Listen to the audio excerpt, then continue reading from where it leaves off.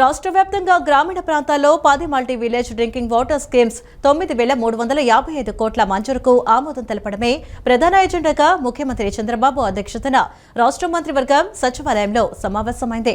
నీటి ఎద్దడి ఉన్న ప్రాంతాలకు 2,943 తాగునీటి పథకాలు 1,811.81 కోట్లతో చేపట్టేందుకు అమాత్యులు పరిపాలన అనుమతులు ఇవ్వనున్నారు. ముఖ్యమంత్రి చంద్రబాబు అధ్యక్షతన రాష్ట్ర సచివాలయంలో మంత్రివర్గ సమావేశం నిర్వహించారు. సమావేశంలో దాదాపు 30కి పైగా అజెండా అంశాలతో మంత్రివర్గ సమావేశం ప్రారంభమైంది. నీటి ఎద్దడి ఉన్న ప్రాంతాలకు 2,943 తాగునీటి పథకాలు 1,811.81 కోట్లతో చేపట్టేందుకు అమాత్యులు పరిపాలనా అనుమతులు ఇవ్వనున్నారు. విశాఖపట్నంలో ఎన్ఐఏ కేసుల విచారణకు ప్రత్యేక కోర్టు ఏర్పాటుకు కేబినెట్ ఆమోదం తెలపనుంది. తిరుపతి జిల్లాలో 63.01 ఎకరాలు సేకరించి లాజిస్టిక్స్ పార్క్ ఏర్పాటుకు మంత్రివర్గం ఆమోదించనుంది. పర్యాటక పాలసీలో భాగంగా రాష్ట్రంలో కాన్సెప్ట్ల నిర్వహణకు ప్రత్యేక విధానం తీసుకొచ్చే ప్రతిపాదనకు ఆమోదం తెలపనుంది. ఎన్ఎఫ్డీబీకి రాజధానిలో భారీ ఎక్వేరియం కార్యాలయం ఏర్పాటుకు Isha foundation, art of living, CII global leadership centre సంస్థలకు భూ కేటాయింపులపై కేబినెట్ చర్చించి నిర్ణయం తీసుకోనుంది. దక్షిణ కొరియా పర్యటనలో భాగంగా 6వ రోజు ప్రముఖ సంస్థ కుకు ఎలక్ట్రానిక్స్ హెచ్ఓడి చౌహాన్ చుల్తో మంత్రి నారా లోకేష్ భేటీ అయ్యారు. ఏపీలో గృహోపకరణాల యూనిట్ను ఏర్పాటు చేయాలని ఆయన ఈ సందర్భంగా కోరారు. పరిశ్రమలకు అవసరమైన స్కిల్డ్ వర్క్ ఫోర్స్ రాష్ట్రంలో పుష్కలంగా అందుబాటులో ఉందని, ఇక్కడి నుంచి ఆగ్నేయ మధ్య ప్రాచ్య దేశాలకు ఎగుమతులు చేయడం చాలా సులభమని ఆయన పేర్కొన్నారు. దక్షిణ కొరియా పర్యటనలో భాగంగా 6వ రోజు ప్రముఖ సంస్థ కుకు ఎలక్ట్రానిక్స్ హెచ్ఓడి చౌహాన్చుల్తో మంత్రి నారా లోకేష్ భేటీ అయ్యారు. ఇప్పటికే ఏపీలోని శ్రీ సిటీలో గృహోపకరణాల క్లస్టర్ ఉందని, అనేక ప్రముఖ సంస్థలు అక్కడ కార్యకలాపాలు సాగిస్తున్నాయని వివరించారు. భారతదేశంలో తయారవుతున్న ఏసీలలో 40%, టీవీల్లో 35% ఆంధ్రప్రదేశ్ నుంచే ఉత్పత్తి అవుతున్నాయని లోకేష్ స్పష్టం చేశారు. పరిశ్రమలకు అవసరమైన స్కిల్డ్ వర్క్ ఫోర్స్ రాష్ట్రంలో పుష్కలంగా అందుబాటులో ఉందని, ఇక్కడ నుంచి ఆగ్నేయ మధ్య ప్రాచ్య దేశాలకు ఎగుమతులు చేయడం చాలా సులభమని ఆయన పేర్కొన్నారు. అంతేకాకుండా దక్షిణ భారతదేశంలో ఏసీల వినియోగం చాలా ఎక్కువగా ఉందని వివరించగా, ఏపీ ప్రభుత్వ ప్రతిపాదనలను సానుకూలంగా పరిశీలిస్తామని కుకు ఎలక్ట్రానిక్స్ ప్రతినిధులు హామీ ఇచ్చారు. ఇదే పర్యటనలో భాగంగా ఆటోమోటివ్ పవర్ ఎలక్ట్రానిక్స్ సంస్థ సీఈఓతో కూడా మంత్రి నారా లోకేష్ ప్రత్యేకంగా సమావేశమయ్యారు. శ్రీ సిటీలో మోటివ్ లింక్ ప్రాజెక్టును ఏర్పాటు చేయాలని ఆయన విజ్ఞప్తి చేశారు. ముఖ్యంగా టీవీ విడిభాగాలు, ఇంటిగ్రేటెడ్ మాడ్యూల్ యూనిట్లను ఆంధ్రప్రదేశ్లో స్థాపించాలని కోరారు. పరిశ్రమల స్థాపనకు అవసరమైన విద్యుత్, నీరు, లాజిస్టిక్స్ వంటి అన్ని రకాల మౌలిక సదుపాయాలు శ్రీ సిటీలో సిద్ధంగా ఉన్నాయని మంత్రి వారికి వివరించారు. వీటితో పాటు రక్షణ రంగ తయారీ యూనిట్లలో కూడా పెట్టుబడులు పెట్టాలని, కొరియన్ కంపెనీల సహకారంతో మోటివ్ లింక్ ప్రాజెక్టును ఏర్పాటు చేయాలని ఆయన ప్రతిపాదించారు. పోలవరం ప్రాజెక్టు స్పిల్వే ఈసీఆర్ఎఫ్ సుందరీకరణ డిజైన్లో తుది రూపానికి వచ్చాయని జలవనరుల శాఖ మంత్రి నిమ్మల రామానాయుడు తెలిపారు. సంప్రదాయం, ఆధునికత కలయికలో జపాన్కు చెందిన నిస్సాన్ కోయి ఆర్కిటెక్చర్ సంస్థ వీటిని రూపొందించిందన్నారు. ఈ నెల 13న పోలవరం పర్యటనకు ముఖ్యమంత్రి చంద్రబాబు నాయుడు వస్తున్నారని, పనుల పురోగతిపై ఆయన సమీక్ష చేస్తారని నిమ్మల వెల్లడించారు. అదే రోజు పోలవరం టూరిజం హబ్కు సంబంధించిన డిజైన్లను పరిశీలించి సీఎం ఫైనల్ చేస్తారని వెల్లడించారు. పోలవరం టూరిజం హబ్ కు సంబంధించిన అధికారులతో పాటు జపాన్ నిపాన్ కోయి ఏజెన్సీ ప్రతినిధులతో ఆంధ్రప్రదేశ్ జలవనరుల శాఖ మంత్రి నిమ్మల రామానాయుడు నిన్న సమీక్ష నిర్వహించారు. ఈ సందర్భంగా పోలవరం టూరిజం హబ్ డిజైన్లపై ఆయన కీలక చర్చ చేశారు. ఈ సమావేశానికి irrigation advisor Venkateswara Rao, ENC Narasimha Murthy, ఆర్కిటెక్టులు, ఏజెన్సీల ప్రతినిధులు, ఇతర ఉన్నతాధికారులు హాజరయ్యారు. సమీక్ష సమావేశం అనంతరం మీడియాతో మంత్రి నిమ్మల మాట్లాడారు. ఈ సందర్భంగా పోలవరం టూరిజం హబ్ డిజైన్లు తుది దశకు చేరుకున్నాయని మంత్రి నిమ్మల తెలియజేశారు. ఈ నెల 13న పోలవరం పర్యటనకు ముఖ్యమంత్రి చంద్రబాబు నాయుడు వస్తున్నారని, పనుల పురోగతిపై ఆయన సమీక్ష చేస్తున్నారని నిమ్మల వెల్లడించారు. అదే రోజు పోలవరం టూరిజం హబ్ కు సంబంధించిన డిజైన్లను పరిశీలించి సీఎం ఫైనల్ చేస్తారని వెల్లడించారు. ఈ మేరకు తెలుగుదనం ఉట్టిపడేలా రాష్ట్ర ఔన్నత్యాన్ని చాటేలా పోలవరం స్పిల్వే ఉండాలని సీఎం చంద్రబాబు చెప్పారు. పోలవరం ప్రాంతాన్ని టూరిజం హబ్ గా తీర్చిదిద్దేందుకు లైడార్ సర్వే ద్వారా 10,000 ఎకరాలను గుర్తించామని మంత్రి పేర్కొన్నారు. మరోవైపు ఎన్హెచ్ 365 జీబీ నుంచి ఎన్హెచ్ 516 పోలవరం ప్రాజెక్టుకు అనుసంధానించేలా నేషనల్ హైవేస్ అథారిటీతో చర్చిస్తున్నామని మంత్రి నిమ్మల రామానాయుడు తెలియజేశారు. పోలవరం ప్రాజెక్టు నుంచి పాపికొండల మీదుగా భద్రాచలం వరకు టూరిజం హబ్ గా మార్చేలా ప్రతిపాదనలు సిద్ధం చేసినట్లు వెల్లడించారు. గోదావరి ఔన్నత్యాన్ని చాటేలా museum, water sports, temple tourism, resorts, huts, amusement పార్కులు అభివృద్ధి చేసేలా ప్రణాళికలు రూపొందించినట్లు ఆయన వెల్లడించారు. రాష్ట్రంలో రైతులకు నమ్మకం, భరోసా కల్పించాలనే లక్ష్యంతో కూటమి ప్రభుత్వం గత 2 ఏళ్లుగా ధాన్యం కొనుగోలు ప్రక్రియలో విప్లవాత్మక సంస్కరణలు అమలు చేస్తోందని మంత్రి నాదెండ్ల మనోహర్ స్పష్టం చేశారు. గత ప్రభుత్వ హయాంలో 42 లక్షల మెట్రిక్ టన్నుల ధాన్యం కొనుగోలు చేయగా కూటమి ప్రభుత్వం 2వ ఏడాదిలోనే 74 లక్షల మెట్రిక్ టన్నుల ధాన్యం సేకరించిందని మంత్రి వెల్లడించారు. ఎల్ నినో ప్రభావంతో వారి ఉత్పత్తి తగ్గే అవకాశం ఉన్న నేపథ్యంలో రైతులను ముందుగానే అప్రమత్తం చేసి అవసరమైన అన్ని చర్యలు చేపడతామని మంత్రి నాదెండ్ల మనోహర్ స్పష్టం చేశారు. రాష్ట్రంలో రైతులకు నమ్మకం, భరోసా కల్పించాలనే లక్ష్యంతో కూటమి ప్రభుత్వం గత 2 ఏళ్లుగా ధాన్యం కొనుగోలు ప్రక్రియలో విప్లవాత్మక సంస్కరణలు అమలు చేస్తోందని ఆహార, పౌర సరఫరాలు, వినియోగదారుల వ్యవహారాల శాఖ మంత్రి నాదెండ్ల మనోహర్ తెలియజేశారు. స్థానిక గేట్వే హోటల్లో 2 ఏళ్లలో ధాన్యం సేకరణ ప్రగతి సమీక్ష సమావేశంపై ఏర్పాటు చేసిన కార్యక్రమానికి ఆహార, పౌర సరఫరాలు, వినియోగదారుల వ్యవహారాల శాఖ మంత్రి నాదెండ్ల మనోహర్ ముఖ్య అతిథిగా హాజరయ్యారు. ఈ సందర్భంగా మంత్రి నాదెండ్ల మనోహర్ మాట్లాడుతూ ముఖ్యమంత్రి నారా చంద్రబాబు నాయుడు, ఉప ముఖ్యమంత్రి పవన్ కళ్యాణ్ మార్గదర్శకత్వంలో రాష్ట్ర చరిత్రలో ఎన్నడూ లేని విధంగా ధాన్యం సేకరణ చేపట్టామని పేర్కొన్నారు. గత ప్రభుత్వ హయాంలో 42 లక్షల మెట్రిక్ టన్నుల ధాన్యం కొనుగోలు చేయగా కూటమి ప్రభుత్వం 2వ ఏడాదిలోనే 74 లక్షల మెట్రిక్ టన్నుల ధాన్యం సేకరించిందని మంత్రి వెల్లడించారు. 31,000 కోట్ల రూపాయల విలువైన ధాన్యాన్ని కొనుగోలు చేసి 11.53 లక్షల మంది రైతులకు 95% చెల్లింపులను 24 గంటల్లోనే వారి ఖాతాలో జమ చేయడం చారిత్రక విజయమన్నారు. ఆంధ్రప్రదేశ్లో అమలు చేస్తున్న 10% బ్రోకెన్ రైస్ విధానాన్ని కేంద్ర ప్రభుత్వం గుర్తించి దేశవ్యాప్తంగా అమలు చేయాలని నిర్ణయించడం రాష్ట్రానికి లభించిన గొప్ప గుర్తింపని ఆయన అన్నారు. ప్రతి ధాన్యం బస్తాకు QR code, track and trace విధానం, వాట్సాప్ ద్వారా ధాన్యం నమోదు వంటి సాంకేతిక సంస్కరణలు పారదర్శకతను మరింత పెంచాయని తెలియజేశారు. గత సీజన్లో గన్ని బ్యాగులు, గోదాములు, రవాణా వంటి అంశాల్లో ఎదురైన సమస్యలను గుర్తించి ఈ ఖరీఫ్ నుంచి రైతు సేవా కేంద్రాల్లోనే గన్ని బ్యాగులు అందుబాటులో ఉంచడం, రవాణా ఖర్చులను 48 గంటల్లో రైతుల ఖాతాలో జమ చేయడం వంటి కొత్త సంస్కరణలను అమలు చేయనున్నట్లు వెల్లడించారు. తేమ కొలతలో ఎలాంటి సందేహాలకు తావు లేకుండా రాష్ట్ర వ్యాప్తంగా ఒక కంపెనీ, ఒకే మోడల్ మాయిశ్చర్ మీటర్లను ఏర్పాటు చేస్తున్నామని, ఇప్పటికే 90% పని పూర్తయిందని, ఖరీఫ్ నాటికి 100% పూర్తి చేస్తామని మంత్రి తెలియజేశారు. వచ్చే సీజన్లో ఎల్ నినో వలన ఉన్న సమస్య ఏ విధంగా వ్యవసాయ రంగం పైన దాని ప్రభావం ఉంటుంది. మొట్టమొదటిసారి భారతదేశ వ్యాప్తంగా కూడా నిన్న కేంద్ర కేబినెట్ ఒక నిర్ణయం తీసుకుని ఈ కార్యక్రమాన్ని వాళ్ళు గుర్తించి రాష్ట్ర వ్యాప్తంగానే కాదు భారతదేశంలో తీసుకెళ్దామనే ఆలోచనతోటి వాళ్ళు అభినందించారు. ప్రతి బస్తాకి QR ట్యాగ్ ఏర్పాటు చేశాం. ట్రాక్ అండ్ ట్రేస్ ద్వారా ఎక్కడైతే రైతు కష్టపడి పండిస్తున్నారో అంతిమంగా ఏ ఫైర్ ప్రైస్ షాప్కి వెళ్తుందో ఆ బస్తా పూర్తి వివరాలు ఆ QR ట్యాగ్లో ఉండేటట్టు కొత్త విధానాలతోటి మేము తీసుకొచ్చాం. అన్నిటికన్నా ముఖ్యమైన సంస్కరణ మేము తీసుకొచ్చింది వాట్సాప్ ద్వారా కూడా రైతు తాను కష్టపడి పండించిన ధాన్యాన్ని అమ్ముకునే విధంగా ఒక వెసులుబాటు కల్పించాం. ట్రాన్స్పోర్ట్ విషయంలో కానివ్వండి, గోతాల విషయంలో కానివ్వండి, రాబోయే రోజుల్లో తేమ శాతం విషయంలో కానివ్వండి, ఎక్కడ కూడా అనుమానాలు లేకుండా ఒక నమ్మకంతో రైతాంగానికి ఒక భద్రత, భరోసా కల్పించడానికి ఈరోజు జరిగిన ఈ సమావేశంలో తప్పకుండా రైతు సోదరుడికి రాబోయే ఖరీఫ్కి కానీ రబీలో కానీ మా కూటమి ప్రభుత్వం అందిస్తున్న సహాయాన్ని మరింత వేగంగా ముందు తీసుకెళ్తాం. ముఖ్యమంత్రి ప్రజలకు ఇచ్చిన హామీల అమలులో ఎలాంటి జాప్యానికి తావు లేకుండా అధికారులు సమన్వయంతో పనిచేసి పెండింగ్లో ఉన్న పనులను వేగవంతంగా పూర్తి చేయాలని రాష్ట్ర వైద్య ఆరోగ్య శాఖ మంత్రి ఎన్టీఆర్ జిల్లా ఇన్ఛార్జ్ మంత్రి సత్యకుమార్ యాదవ్ అధికారులను ఆదేశించారు. అభివృద్ధి పనులకు సంబంధించిన సాంకేతిక పరిపాలన అనుమతులను త్వరితగతిన పూర్తి చేసి నిధుల ప్రతిపాదనలను ఆలస్యం లేకుండా సమర్పించాలని సంబంధిత శాఖల అధికారులకు మంత్రి స్పష్టం చేశారు. ముఖ్యమంత్రి హామీల అమలే ప్రభుత్వ ప్రాధాన్యత అని, ప్రజల అంచనాలకు అనుగుణంగా ప్రతి పనిని నిర్ణీత గడువులో పూర్తి చేయాలని సూచించారు. విజయవాడ కలెక్టరేట్లోని AVS రెడ్డి సమావేశ మందిరంలో ఇన్ఛార్జి మంత్రి సత్యకుమార్ యాదవ్ అధ్యక్షతన నిర్వహించిన ముఖ్యమంత్రి హామీల అమలుపై నియోజకవర్గాల వారి సమీక్ష సమావేశంలో ఆయన మాట్లాడారు. జిల్లాలోని 7 అసెంబ్లీ నియోజకవర్గాలు, 1 పార్లమెంట్ నియోజకవర్గ పరిధిలో ముఖ్యమంత్రి పర్యటించిన హామీల అమలుపై సమగ్రంగా సమీక్షించినట్లు మంత్రి తెలియజేశారు. ప్రతి నియోజకవర్గంలో ప్రధానంగా 3 ఆర్థికేతర అంశాలను ప్రాధాన్యంగా తీసుకుని వాటి పురోగతిని పరిశీలించినట్లు చెప్పారు. ప్రజలకు ఉపయోగపడే అభివృద్ధి పనులను వేగంగా పూర్తి చేసేందుకు అవసరమైన ప్రతిపాదనలు వెంటనే సిద్ధం చేసి ప్రభుత్వానికి పంపించాలని అధికారులను ఆదేశించారు.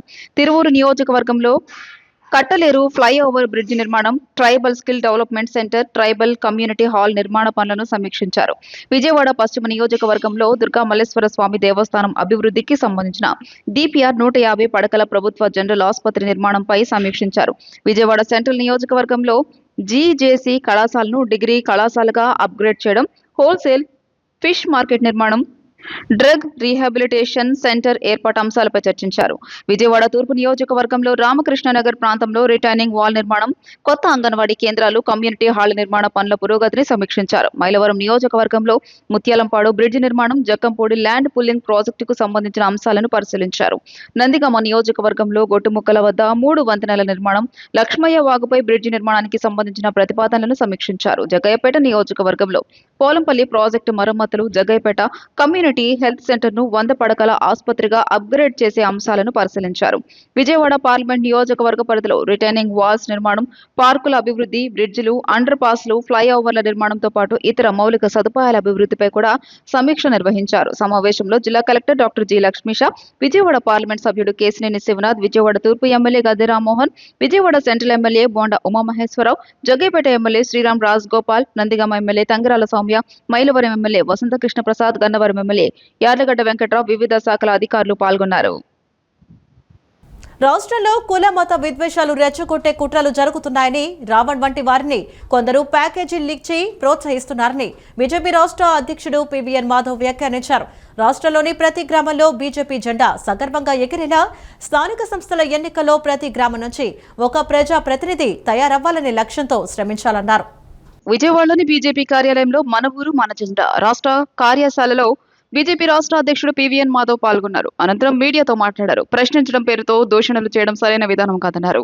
కూటమి బలాన్ని విచ్ఛిన్నం చేయాలని చూస్తున్నారని చెప్పారు. ప్రశాంతంగా ఉండే ప్రాంతాల్లో అలజడి సృష్టించాలని చూడడం సరికాదు అని పేర్కొన్నారు. రాష్ట్రంలోని ప్రతి గ్రామంలో బీజేపీ జెండా సగర్వంగా ఎగిరేలా స్థానిక సంస్థల ఎన్నికల్లో ప్రతి గ్రామం నుంచి ఒక ప్రజాప్రతినిధి తయారవ్వాలనే లక్ష్యంతో శ్రమించాలన్నారు.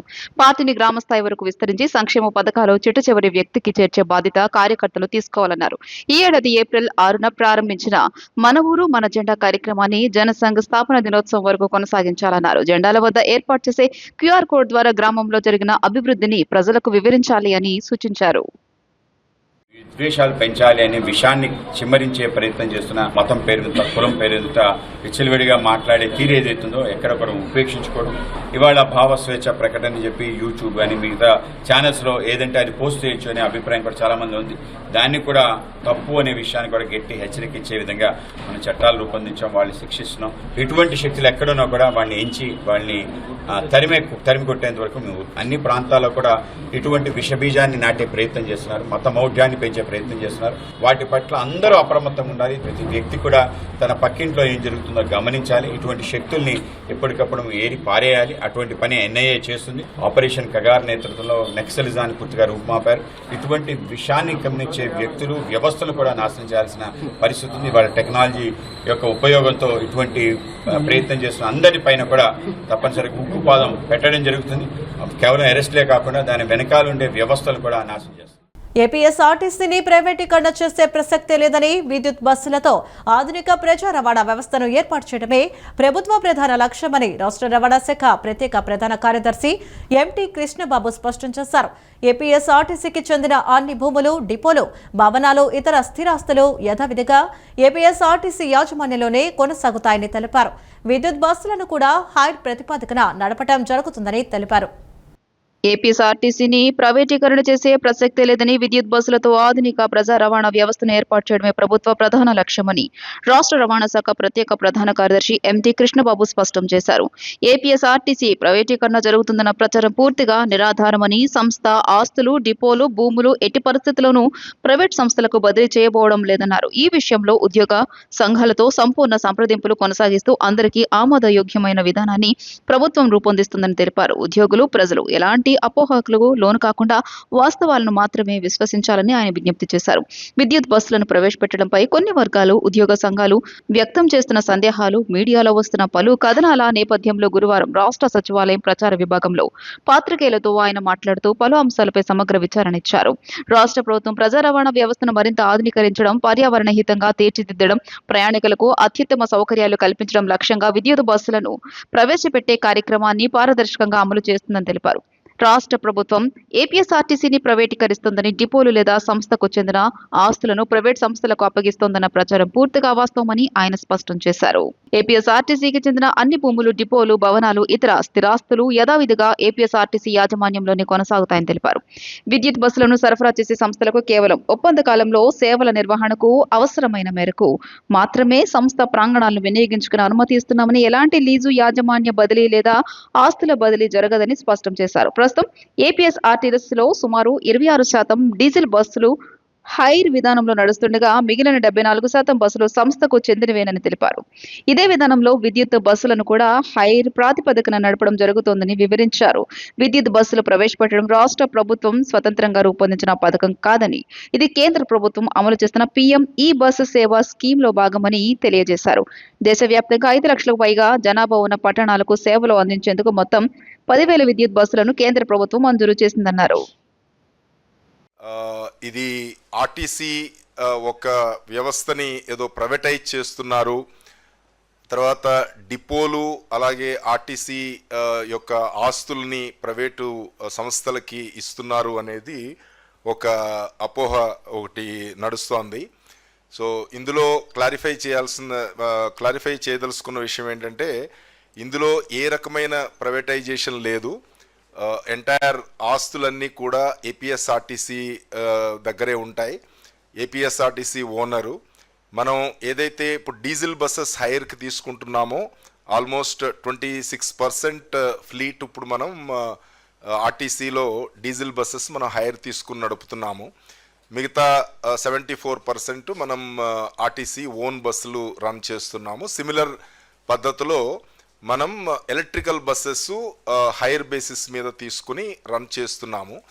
ఎవరైతే సక్సెస్ఫుల్ బిడ్డర్ ఉన్నారో వాళ్ళకి ఎంత లీజ్ పీరియడ్కి అయితే ఎంత ఇచ్చామో ఆ టైం వరకు మన ప్రెమిసెస్ వాడుకోవడానికి, అంటే మనకి సర్వీసెస్ మనకి ఇవ్వాలి కాబట్టి మన ప్రెమిసెస్ వాడుకోవడానికి మాత్రమే పర్మిషన్ ఇవ్వడం తప్ప ఏ రకమైన లీజ్ కానీ ఏ రకమైన ట్రాన్స్ఫర్ కానీ అలాంటి ఏమీ సిస్టమ్ లేదు.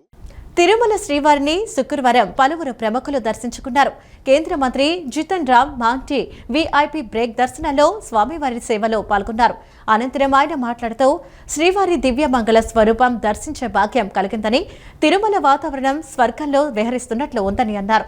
ప్రపంచ నేతల మనసులు మారి శాంతి మార్గంలో నడిచేలా చూడాలని దేవుణ్ణి ప్రార్థించాలని అన్నారు. కేంద్ర మంత్రి వెంట మంత్రి కొండపల్లి శ్రీనివాస్ స్వామివారి సేవలో పాల్గొన్నారు. ఎంఎస్ఎంఈ శాఖలో మంచి విధానాల కోసం కేంద్రం, రాష్ట్రం పనిచేస్తున్నాయని కొండపల్లి అన్నారు. రాష్ట్రంలో కేంద్ర పథకాల అమలుపై జితన్ రామ్ అడిగి తెలుసుకున్నారు. I was imagining that I was moving in Swarg-like scene we have seen here, and almost behavior of the all priests, workers, politicians and other men are also so cordial that I did not differentiate whether I am at my home or at Tirupati. So far cleanliness and beautification of the area is concerned, that is miraculous. No differences of caste, creed and religion. That's why it is a unique space as I feel. భారతదేశంలో మరి ఆంధ్ర రాష్ట్రంలో MSME శాఖని ప్రజలందరికీ కూడా ఒక మంచి విధానం తీసుకురావాలన్న ఆలోచన కేంద్ర రాష్ట్ర ప్రభుత్వాలు చేస్తున్నాయి. మరి ముఖ్యంగా మాంజీ గారి లీడర్షిప్లో ఈరోజు దేశంలో అత్యున్నతంగా ఆయన లీడర్షిప్ చేయడం జరుగుతుంది. ఆయన ఈరోజు రావడం, స్వామివారి దర్శనం చేసుకోవడం, ఆయన ఈరోజు ఇక్కడ కలవడం మా అందరికీ కూడా చాలా భాగ్యం కింద భావిస్తున్నాం. ఏపీ వ్యవసాయ సమాచార నిర్వహణ వ్యవస్థ యాప్ను రైతులు సద్వినియోగం చేసుకుని సమగ్ర వ్యవసాయ సేవలను పొందాలని జిల్లా కలెక్టర్ డాక్టర్ జి లక్ష్మీస సూచించారు. ప్రతి రైతు యాప్ను డౌన్లోడ్ చేసుకుని వినియోగించుకోవాలని కోరారు.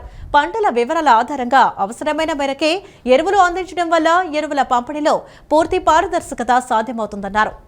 ఎన్టీఆర్ జిల్లా కొండూరు మండలం చీమలపాడులోని ఎరువుల దుకాణాన్ని కలెక్టర్ లక్ష్మీష తనిఖీ చేసి రైతులతో మాట్లాడారు. ఆన్లైన్ విధానంతో ఎరువులు సరైన సమయంలో సరైన పరిమాణంలో పారదర్శకంగా అందుతున్నాయని రైతులు సంతృప్తి వ్యక్తం చేశారు.